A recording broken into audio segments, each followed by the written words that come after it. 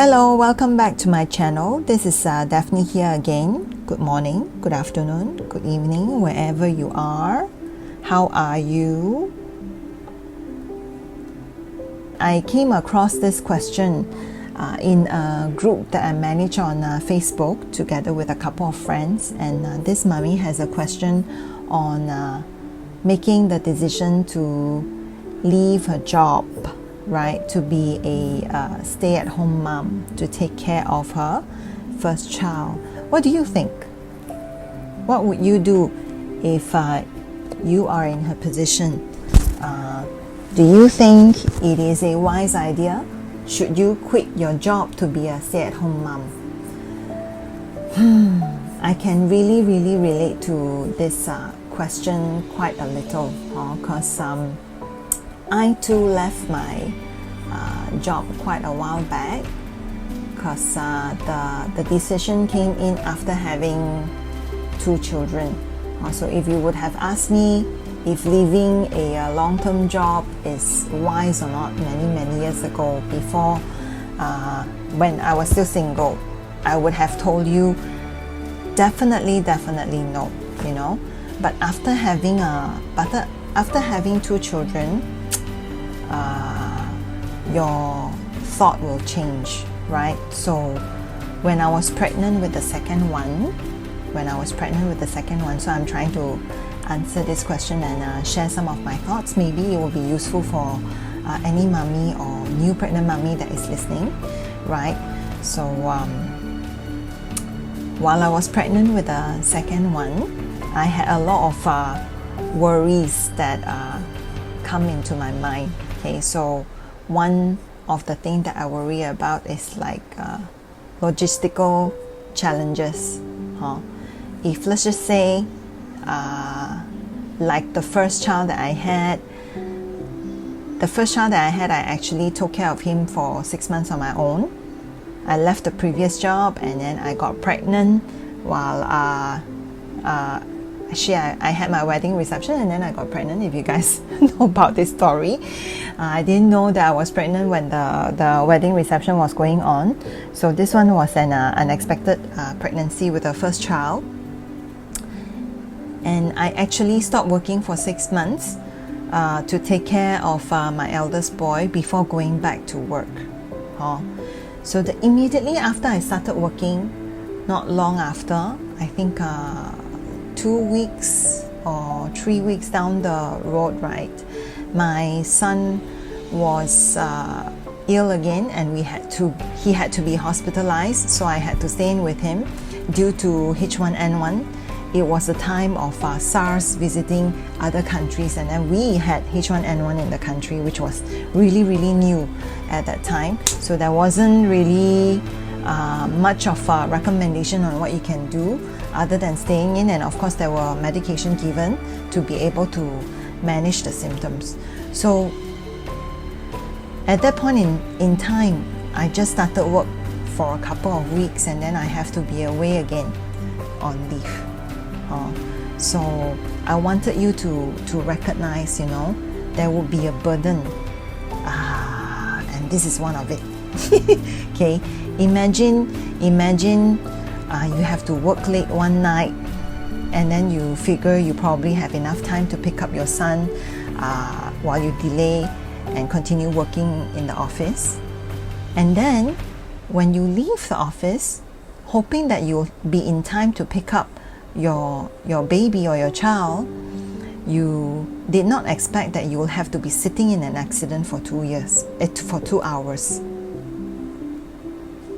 So that means your boy or your girl is at the daycare waiting for you to come fetch him or her home, but you are in traffic. It would be good if you have a support system at home where somebody can take over your role in case any situations like this were to happen. Then it would be a good idea. But if there are no support system, then how? So this was one of the burden, you know, that actually laid on me at that time. The logistical reasons, thinking about, whether there will be a person that I can trust, to hand over my baby, or at the time while I was pregnant, considering, what I'm going to do if I were to have to go back to work, if I have to have the time to enjoy my maternity, and then I realized that, I really have to come to the end of the maternity and then leaving my baby with a stranger. During this period, maybe some of you may also realize that childcare costs are basically the same as what you bring home after going back to work, and can't really see the point in paying someone else to take care of your kids when you can do it yourself, or you could be struggling with the idea of logistics, like I mentioned to you, being able to drop your baby off at the childcare and then travel to your place of work, depending on the distance of you going to work. Then you start having anxiety kicking in because you stress about all this, right? And then maybe your side hustle is really important to you as well, and just not bringing in what you could earn if you went back to work. So your passion project is going to have to take a back seat or completely sideline, and you feel so resentful with yourself. This could be a few things that you wanna think about, right? So now I'm going to just share with you. I'm going to share with you the cons first. And then I'm going to talk about the pro of being a stay-at-home mom. I am a little bit of both. I am neither one. So I will be able to share with you. I will also share with you my point of view at the end of this conversation. Okay, so the 10 cons of you being a stay-at-home mom. I am going to state the real obvious from the beginning. The first obvious thing you would realize is a loss of income. This is really obvious, isn't it? Because you choose to quit your job to become a stay-at-home mom or a parent first.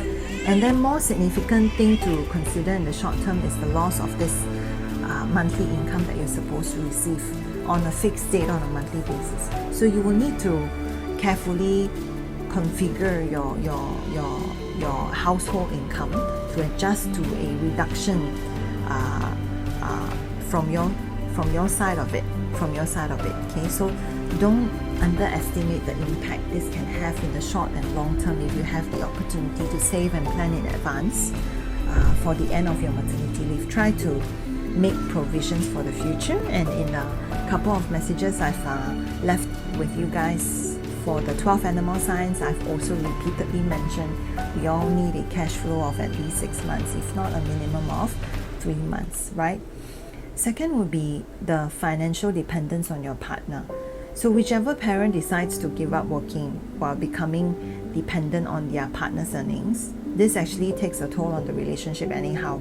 So the working parent will undoubtedly feel the pressure to provide for the family as a sole earner, and the stay-at-home parent will become accountable and dependent on the working parent for all finances. So this includes all big expenses such as your mortgage payments, your hire purchase, your small holidays and big holidays, your school funding, and school funding changes every now and then with extra needed costs that may be involved for arts and craft, or you may have extracurricular with the school, extra music classes, or camping trips, right? So all of these, including getting your hair done for New Year, even buying that cup of coffee from Starbucks. So you really need to take this into consideration jointly before you quit your job to become a stay-at-home mom. Have a really good conversation with your spouse. You will be taking a career break. This is the third reason. You'll be taking a career break. You'll be thinking that a lot of companies or employers has progressive thinking about supporting women and parents back into the workforce. You inevitably will have to still account for the career break on your CV. So as a stay-at-home parent, you would know you are working while caring for your child, and many of the skills you acquire during that time are completely transferable. It isn't an employed role that you can put on your CV.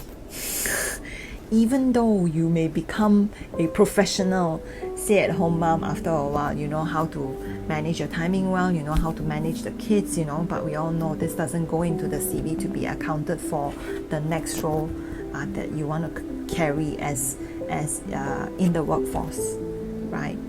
So we may feel annoyed when we are questioned during this career break, right? Why did we take a career break and why so long? Ironically, it may be unfair, but the poor recruiters will still have to ask you this question, right? So think of a wise answer to give. So the fourth reason, there is a pause in your work experience. A career break also means that you will have to accept that gap in experience compared to those who did not quit their job to be a stay-at-home parent. People who were your equal at work will be much further along in their careers than you will. You just simply need to accept that. There will be people who were not even qualified or working before you left who are currently in more senior positions than you are. So this can be a humbling experience, but also one that leaves a bitter taste in your mouth, so to speak. Of course, you'll be able to look back on your time with your beautiful children and realize all the positive. So keep this in mind. I'll share with you the pros later. Number 5, right? There is a lack of confidence and struggle to find a new one. I'm not talking about people who go back to the same job after maternity. I'm talking about finding a new job, re-entering the workforce after an extended amount of time not working. So it could be like maybe 1-2 years down the road. So the sad reality is that some employers will lose confidence in you for having been out of the working world for some time. You'll have to work extra hard to find a role that even gives you the opportunity to interview, and you'll likely have a lot of interviews. So it's not just their lack of confidence in you. You yourself will likely have to suffer a lack of self-confidence as well. The other reason would be you may have to take a drop in salary. So it's very common returners to work decide to take on a part-time role first rather than going back full-time. So in this case, you bring in less money than you did before.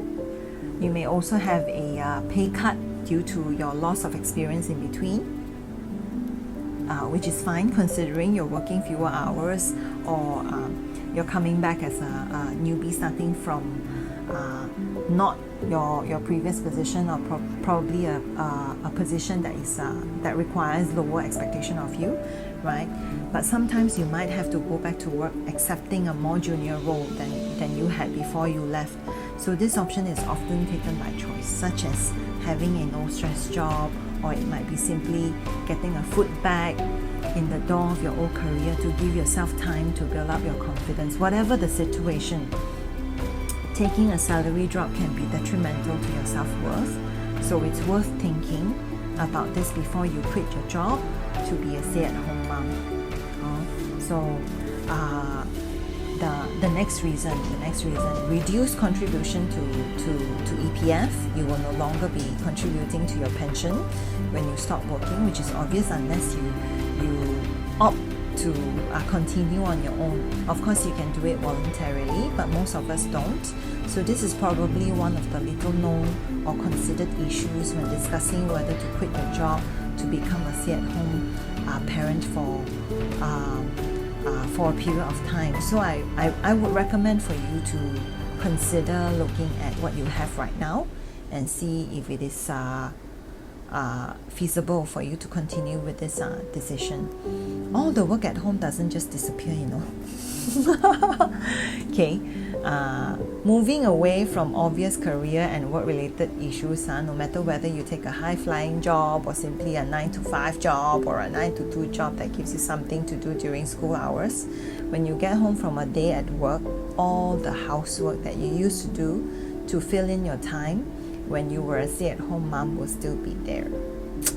So as someone who is a stay-at-home mom myself, so take it from me, you will have to readjust your routine in order to fit in all in around your job, the kids, and making time for your partner. This can take some adjusting, trial and error, a fair few debates in between and some more adjusting. But you will be able to find a rhythm. This is something you can definitely make work, right? So many moms can, I could, so can you, right? Remember, there are no sick days and no days off if you're a stay-at-home mom. Whew, I warrant you, you will not get time off. Even if you're sick, you will get sick because kids bring home their germs and bugs from school. They get sick and then they pass on the germs to you. Even then, you won't get time off. You still have to carry on with the routine that you so carefully crafted and put in place, because quite frankly, who are you going to call into? Your partner who has to go to work will probably be able to stay in and help you around here and there, but may not be able to do the perfect job like you did. So there is this part here that you need to know, right? And the most important out of the cons would be, there is a loss of your identity. I saved the worst till the last. Take it from me. If you do decide to quit your job to become a stay-at-home mom, you will likely suffer from a loss of identity, being beholden to your partner financially, being at your children's beck and call, and dedicating every waking moment to serving your family can lead to a loss of your own identity. You'll end up giving up so much of yourself to care for your family that sometimes you can forget what you want to do, what you like, where you want to go, or who you want to see. What is it that you should have for lunch tomorrow? You may not be able to make a simple decision like this even, right? Okay, so it was all doom and gloom in the last couple of minutes, I don't know how long, 10 minutes, about the negative side of being a stay-at-home mom, right? Now I'd like to share with you the joy of it, right? The 10 joys of being a stay-at-home mom. The first thing, which is the most obvious, would be more time with the baby for you. This might sound ridiculous, but every mom has a selfish streak, where they want to stay at home with their baby and believe that their baby can't possibly be okay or happy without them. It's a purely selfish but valid reason. You want more time with your baby. So don't apologize for that ever, because it's okay. It's really, really okay. Think about the time when you will be able to witness your baby's first rollover, first sitting up, first crawl, first cruising, first step forward, right? Or the first meal even. Okay, so think of all this that you will be able to enjoy and witness. Well, the second most obvious would be you won't have to pay for childcare. So unless you're an ostrich, you'll know that you'll have to pay extortionate childcare costs at some point in the near future. The minute your maternity leave ends, you'll likely have to put your kids into childcare, and the costs of that are often very high, that it can almost be the same as your salary if you take into account extra hours that for traveling that they may need to take care of your baby until you come. So this is one reason. Okay, third one, your baby gets more time with you. I know, it sounds just like the same reason as the first one I mentioned, but that one is about you, this one is about the baby. Okay, so according to the experts, the more time a baby can spend in the warm, safe and loving home environment with their parent, the warmer, safer and more loved they will be. This is always going to be beneficial to the child, no matter how we argue, right? There are also research that has shown that, the more time that the baby gets, as in more attached you are with your child, right? You'll see that your child is very independent, they grow up confident. There is also this reason that I wanted to share with you. There is improved academic performance by children. Studies have really shown that children with a stay-at-home mom parent actually have a 1.2 point increase in their academic performance than they would otherwise have So the idea behind this research is that children will stay with a stay-at-home mom or a parent get more help with their homework and schoolwork in general than children of busy working parents who are time poor. I can actually relate to this as well. My children come to my husband most of the time for their homework to be done. I am their second choice because I always tell them, please go to daddy. I mean, parenting is not just the mom, there is also daddy involved. So I want dad to be involved in that area of their life. So the fifth reason is to be able to invest in your well-being. Now, this isn't to say that working moms don't invest in their personal well-being, but there is undoubtedly less time to do this when you are working. So being a stay-at-home mom will give you more time to invest in things that bring you joy, like Miss Conmarie says, spark joy. You could start a side hustle, study something, take on a new hobby, or even join the gym. So like myself, I find that now